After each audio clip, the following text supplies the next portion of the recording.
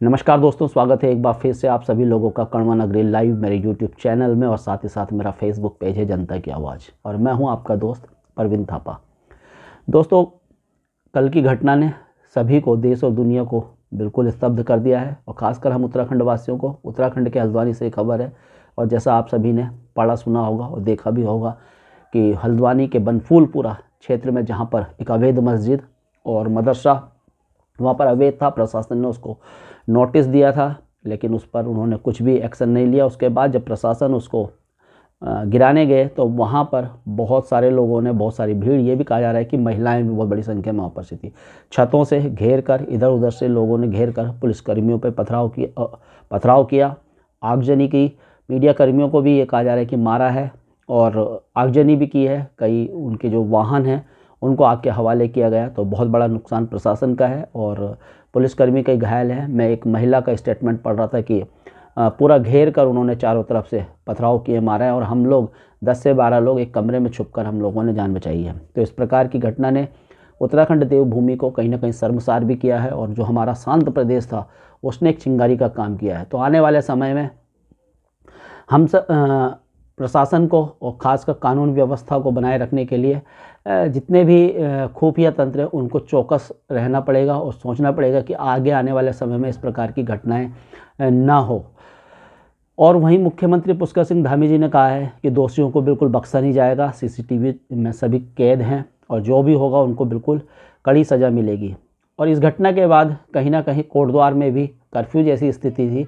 खैर, कर्फ्यू तो नहीं लगा था लेकिन कल शाम से हम देख रहे थे कि पुलिस ने लगातार गश्त अपनी बढ़ा दी थी और काफ़ी पुलिस बल कोटद्वार में भी तैनात था।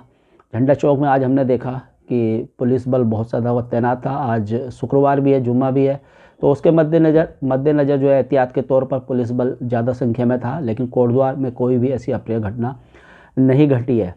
दोस्तों, दूसरी खबर की तरफ बढ़ते हैं और दूसरी खबर कोटद्वार से है। चोरी का खुलासा किया है कोटद्वार पुलिस ने।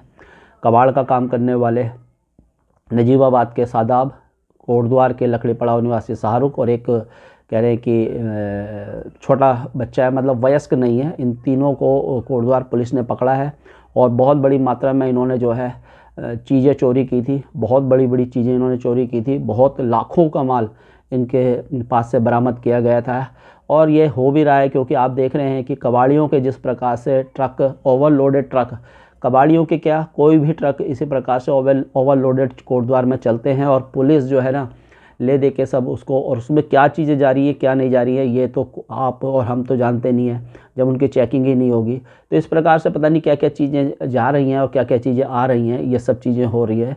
तो ध्यान देना पड़ेगा पुलिस को। इस प्रकार से नहीं चलना चाहिए जिस प्रकार से आप लोग ले दे के सब छोड़ देते हैं, चाहे वो सब्जी के ट्रक ओवरलोडेड हों, कोई भी हो, चाहे वो खनन के ट्रक हों, कुछ भी हो, ओवरलोडेड ट्रकों को चेक करना चाहिए, प्रॉपर उसकी चेकिंग होनी चाहिए। तो इस प्रकार से ये घटना है। और एक और खबर है कोटद्वार से ही। कोटद्वार में जो इससे पहले कांग्रेस की जो कहा जाता था कि कांग्रेस के सिपाही कृष्णा बहुगुणा जी, महिला, और अच्छे पद में भी कांग्रेस में वो रह चुकी हैं और काफ़ी जो है उनकी जो तेज़ तर्रार वो नेता हैं और वो बीजेपी ज्वाइन उन्होंने कर लिया है। तो इसी प्रकार से जहाँ जहाँ लोग अपने फ़ायदे देख रहे हैं वो चीज़ों को, उन पार्टियों को या उन चीज़ों को ज्वाइन कर लेते हैं। तो कृष्णा बहुगुणा जी बीजेपी में शामिल हो गई हैं। इस पर कमेंट जरूर कीजिएगा। और दोस्तों, एक और महत्वपूर्ण खबर आप लोगों के साथ शेयर कर रहा हूँ कि आने वाली 18 तारीख को यानी 18 फरवरी को जिस प्रकार से पूरे उत्तराखंड में एक चिंगारी भड़की है और अब वो धीरे धीरे आग और ज्वाला का रूप ले रही है। इस सबसे पहले जो चिंगारी चली देहरादून से, जहां पर उत्तराखंड मूल निवास और भू कानून की मांग ने जोर पकड़ा, वो एक बहुत बड़ा वहां से जो रैली निकली थी, काफ़ी बड़ी संख्या में वहां पर थे। और कुछ दिन पहले आपने देखा था कि हल्द्वानी में भी एक रैली मूल निवास भू कानून को लेकर चली थी। और अब गढ़वाल के प्रवेश द्वार कोटद्वार में भी ये एक रैली है। 18 तारीख को मूल निवास भू कानून की रैली है।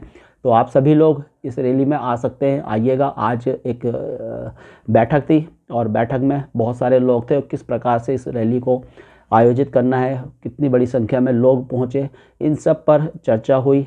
प्रमोद काला जो कि लीड कर रहे हैं इसे, मूल निवास भू कानून जो आंदोलन है इसको लीड कर रहे हैं, और बहुत सारे लोग हैं, तो वो यहाँ पर पहुँचे थे, उस पर बैठक हुई थी। तो आप सभी लोगों से यही कहूँगा कि आप लोग भी बड़ी संख्या में पहुँचें मूल निवास और भू कानून की इस रैली में। अपने हक के लिए लड़ना होगा और हमें पार्टी, जाति, धर्म को छोड़कर अपने उत्तराखंडी जो हमारा हक है उसके लिए लड़ना होगा, आगे आना होगा। तो 18 तारीख को आप सभी लोग आएँ, चाहे वह किसी भी क्षेत्र में हो, वो कोई सा भी व्यवसाय हो, कोई सा भी क्षेत्र हो, किसी भी जॉब में आप हो, सभी लोग मिलजुल कर आएँ।